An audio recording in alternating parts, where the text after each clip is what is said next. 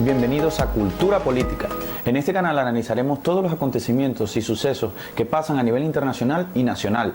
En Cultura Política analizaremos campañas políticas, discursos, matrices de opinión, políticas públicas, entre todas las decisiones que envuelven al mundo de la política. Hacemos este canal porque estamos conscientes de que el ciudadano debe empoderarse en esta era.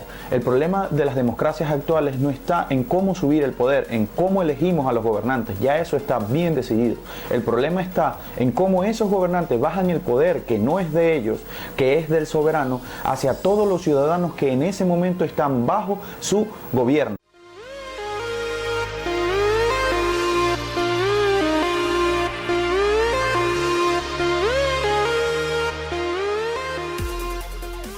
Este canal está hecho para que el ciudadano aprenda sobre política y conozca todo lo que sucede en el mundo que lo rodea. A través de conocer la política podemos trabajar en función de tener una mejor sociedad.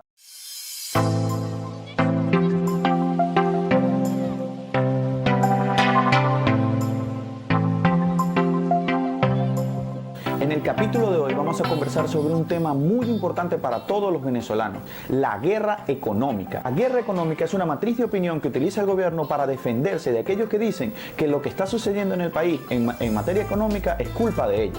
Para decir por qué no hay guerra económica, porque de eso se trata este capítulo, primero tenemos que hablar sobre lo que es la guerra económica para el gobierno. Y esto es algo muy importante, porque así podríamos contrastar lo que para el gobierno es la guerra económica y lo que para nosotros en nuestros análisis hemos determinado que no es guerra económica, sino las malas decisiones económicas que ha tomado el gobierno durante todos estos años desde que está gobernando. Para analizar esto tendríamos que tomar en cuenta lo que escriben los conocedores del mundo de la política que son afectos al chavismo. Entre ellos podríamos tomar un folleto que tiene por nombre Las 22 claves para entender la guerra económica de Luis Salas Rodríguez, aquel que fue ministro de Economía. Este señor en 2015, a finales de 2015, publicó ese folleto en el cual se describe toda una serie de datos, toda una serie de información en el que defiende al gobierno en contra de lo que ellos consideran que es una guerra no convencional contra Venezuela.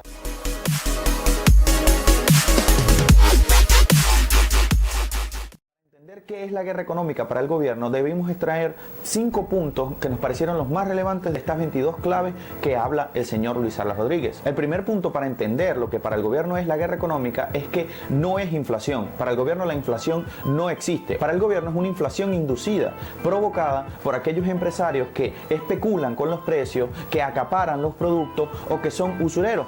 El problema está entonces en que la inflación no es producida por las malas decisiones del gobierno, no, sino por la participación inhumana de aquellos empresarios que controlan la economía venezolana y hacen que los productos aumenten.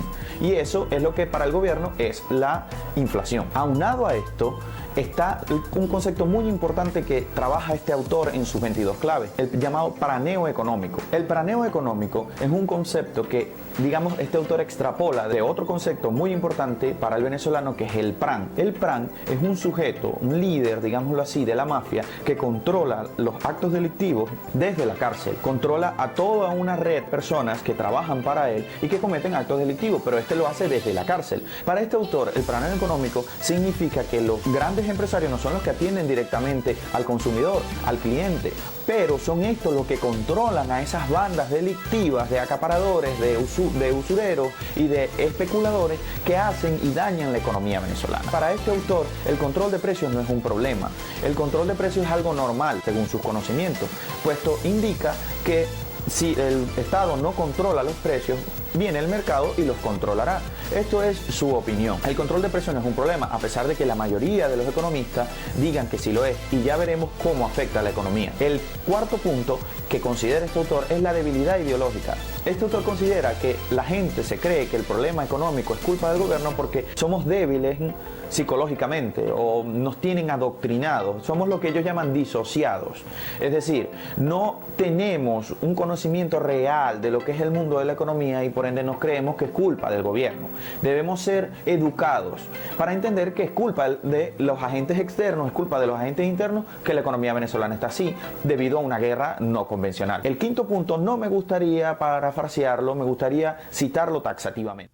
El fin último de la guerra económica emprendida por la burguesía parásita es la consolidación de las condiciones sociales de reproducción y explotación de los grupos concentrados, transnacionalizados, mafiosos y especulativos sobre la sociedad, lo cual pasa por la derrota del gobierno, pero también por el aplastamiento de cualquier iniciativa popular y ciudadana de oponérsele. Ahora sí, hablemos de por qué no hay guerra económica. Tenemos que tomar en cuenta que son 10 puntos de los que vamos a hablar y son 10 razones económicas de por qué no hay ninguna guerra, sino que son decisiones tomadas por el gobierno para que nosotros estemos viviendo en Venezuela lo que hoy en día se vive. Ahora vamos con el primer punto.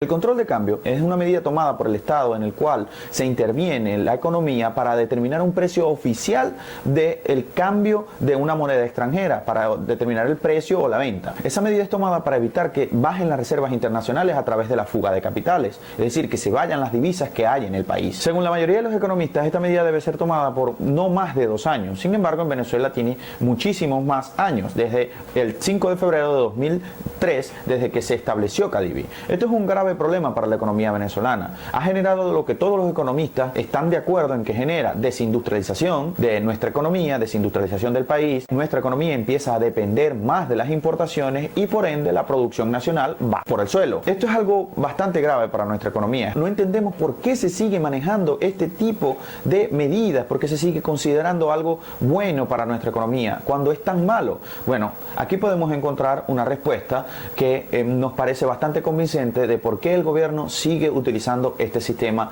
cambiario. El control de cambio en Venezuela no es una medida económica. El control de cambio en Venezuela, mis queridos compatriotas, es una medida política.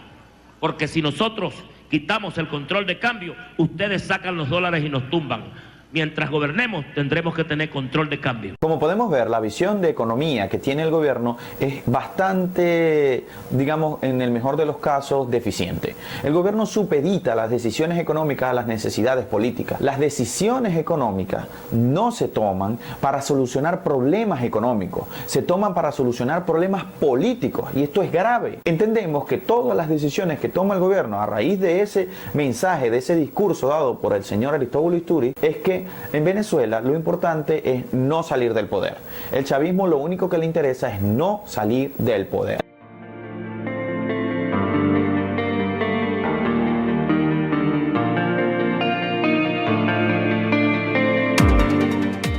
El control de precios es otra medida donde el Estado interviene en la economía para fijar los precios máximos de los productos, para venderlos. El Estado, a través del gobierno, en este caso el Ejecutivo, plantea un monto máximo en el cual las personas van a poder adquirir dicho producto. Puede ser un producto de primera necesidad, o puede ser línea blanca, puede ser línea marrón, o puede ser cualquier otro producto. Sin embargo, esta medida, en vez de generar un beneficio como se cree, genera inestabilidad. Pero esto es con el tiempo. Al igual que la medida del control de cambio, esto puede ser beneficioso en un periodo corto de tiempo para evitar un periodo de recesión muy alto. Pero en Venezuela se ha mantenido como una política de Estado constante y que a todo momento se está implementando. Esto se hace porque esta medida de control de precios es muy popular entre las personas, porque les da una sensación falsa de estabilidad, porque el precio del producto se mantiene estable a pesar de que en la economía todas las cosas indiquen que debería subir el precio porque hay mucha inflación. Esta falsa sensación de estabilidad hace que los gobiernos utilicen esta medida como una medida popular, demagoga,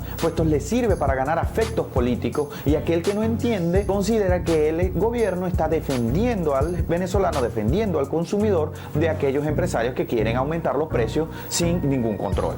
Esto es totalmente errado. Al controlar los precios, el productor y aquel que comercializa empieza muchas veces, y con el tiempo, es por eso que no se debe extender por mucho tiempo, a trabajar con pérdida. Esto hace que el productor obviamente decida no producir más dicho producto o no venderlo más, pues no le está generando ganancias relativas dicho producto. Esto genera escasez, pero es una escasez que al principio es pequeña, es ínfima. Sin embargo, esto tiene un efecto en la población. Todo esto se vuelve una cadena que ya la vamos a ir viendo. Empezamos con la medida tomada por el gobierno y vimos cómo afecta al empresario, además de generar una sensación de estabilidad, pero falsa. Esta medida, al tomarse, empieza a generar toda esta serie de cadenas. Esta serie de cadenas, luego de que el el productor deja de producir dicho producto que está regulado, genera una pequeña escasez. Esto hace que la gente acuda a los supermercados, pues genera una especie de sensación de que el producto se va a acabar. Esto es psicológico. El ciudadano empieza a hacer compras nerviosas, esas compras tan famosas que vemos cuando va a suceder una catástrofe natural, cuando parece que va a haber un golpe de estado, la gente acude a los supermercados de forma agresiva y compra más de los productos que necesita consumir. Esto sucede en Venezuela. Estas compras nerviosas hacen que el producto escasee más rápido, puesto que las primeras personas que lleguen a la fila del supermercado van a poder comprar el producto, pero los últimos no podrán comprar el producto. Esto genera otro fenómeno que es parte de esa cadena, es un eslabón de esa cadena en el que el Estado vuelve a intervenir en la conformación de la compra-venta, pero esta vez a través de lo que ellos llaman racionamiento. Ese racionamiento está generalmente reglado por una cantidad de producto diaria por persona. Eso también tiene ciertas reglas, como por ejemplo que si tu número de cédula termina en 6 o 7, puedes comprar ese producto el martes. Hasta el otro martes no puedes adquirir dicho producto. Esto genera en la población un descontento, obviamente, ya que el producto escasea y al mismo tiempo lo racionan. Esto, en vez de solucionar el problema de la escasez, lo que hace es agravarla. Se genera un trabajo, algo bastante común hoy en día en Venezuela, que es el bachaqueo. Esta otra parte del eslabón, esa otra parte de la cadena, que es el bachaquero, es una especie de trabajador que acude a los supermercados en la noche, se queda toda la noche y hace la cola. Y no estamos hablando de 2 o 3 personas, estamos hablando de una banda de personas, una cantidad bastante alta de personas que van a los supermercados e intentan comprar y compran, obviamente, 2 o 3 productos regulados, y todas esas personas los sacan de esos supermercados y se crea otro fenómeno que es parte de esa cadena, el mercado negro de los productos, que es lo que en Venezuela conocemos como esos puesticos que están enfrente de las casas o están en una calle en donde están los productos que escasean en los supermercados, pero ahí sí hay. Sin embargo, estos productos no se venden al precio de venta máxima que estableció el gobierno con aquella primera decisión. No, esto se vende a un 1000, 2000%. Un ejemplo, si un producto cuesta 50 bolívares en el supermercado, porque ese es el precio de venta máxima que le dio el Estado, en la calle, en ese mercado negro de los productos, puede costar 5000 o 4000 bolívares. Esto es algo que genera inflación y genera la pérdida del poder adquisitivo del ciudadano. Entonces, vemos como aquella decisión en materia macro de controlar los precios, lo que hace es generar que los productos entren en una espiral de escasez, siendo que el bienestar del ciudadano se pierde.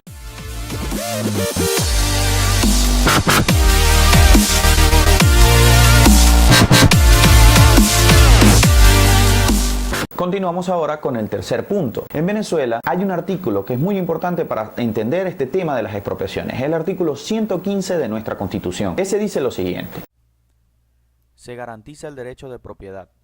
Toda persona tiene derecho al uso, goce, disfrute y disposición de sus bienes. La propiedad estará sometida a las contribuciones, restricciones y obligaciones que establezca la ley con fines de utilidad pública o de interés general.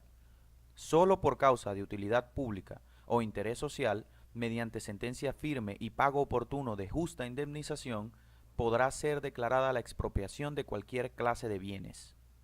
Ahora bien, teniendo ese marco legal en donde nos explican cómo debe ser el procedimiento para hacer una expropiación, podemos ver que no es un procedimiento sencillo, no es un procedimiento ejecutivo, donde llega un presidente y dice exprópiese. No, así no se toman estas decisiones. Hay que pasar por un procedimiento judicial para arrebatar de forma obligada la propiedad de un bien a una persona o a un grupo de personas. Sin embargo, en Venezuela, según Conindustria, la Confederación Venezolana de Industriales, entre el 2002 y el 2012 se intervinieron 1.168 empresas dentro de todos los sectores. Hay una política expropiatoria y una política contra la propiedad privada desde que este gobierno llegó al poder. Eso ha influenciado negativamente debido a que la mayoría de estas intervenciones o expropiaciones a tierras, a empresas, ha devenido en que esas empresas o tierras se encuentran ociosas, no están produciendo, ya que el aparato del Estado no puede controlarlo todo. El chavismo ha querido controlar todo el sistema económico y eso ha generado que haya ineficiencia.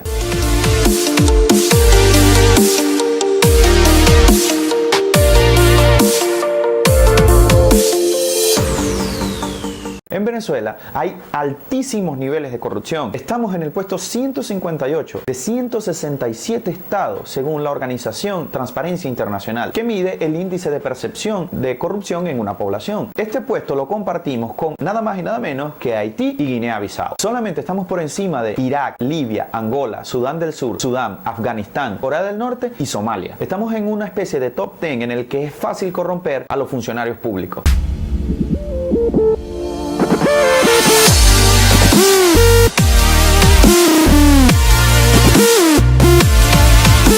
La inseguridad jurídica y la inseguridad político-social es una consecuencia más que una decisión tomada por el gobierno. Sin embargo, ya esa consecuencia se está convirtiendo en causa de por qué nadie quiere venir a Venezuela, de por qué ningún empresario quiere venir a invertir o de que nadie quiera venir a hacer turismo a Venezuela. Los ciudadanos no tenemos la confianza en que las leyes se van a cumplir de acuerdo a como están estipuladas. Puede ser que un poderoso las utilice a su conveniencia, como suele pasar en nuestro país constantemente. La inseguridad político-social lo que indica es que vivimos en una constante de Siria. Pareciera que en cualquier momento va a haber un estallido social, como pasó el año pasado con lo sucedido en Ciudad Bolívar. Esto aleja a los inversionistas, incluso a los inversionistas nacionales deciden irse, prefieren invertir en otro lugar, pues aquí puede ser que en cualquier momento en un estallido social sean robados prácticamente en saqueos, sean dañados sus bienes, porque no hay seguridad, el Estado se les fue de las manos. Además de eso, la inseguridad personal que vivimos todos los venezolanos, que no sabemos, en cualquier momento nos pueden atracar,